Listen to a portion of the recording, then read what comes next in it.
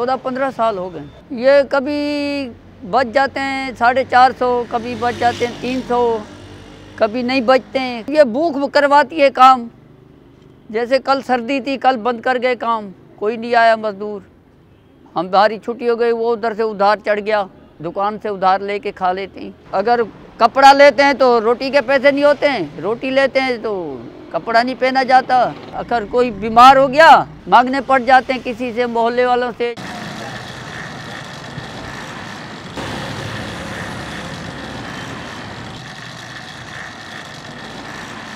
बारिश में भी हम जो है ना तेज़ हो तो बंद कर देते हैं, जब रुक जाते फिर शुरू हो जाते हैं। असल में एक बंदा तो घर का खर्चा नहीं चला सकता। जब तक घर के अंदर 4-5 बंदे नहीं हो कमाने वाले तो एक से कहाँ चलेगा। 4-5 जब जमा होते हैं तो उससे हिसाब किताब बन जाता है। कर्ज़ा लेने के बाद ये है कि हम उस्ताद के कर्ज़ई हो जाते हैं। 1800 रुपये हफ्ता लगता है हमारा। 1800 में से 300 रुपये उस्ताद काटता रहता है, 1500 में देता रहता है।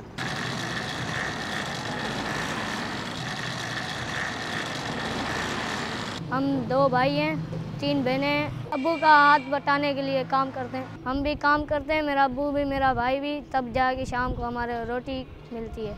बिजली का बिल भी भरना पड़ता है, किराए का भी और गैस का बिल भी।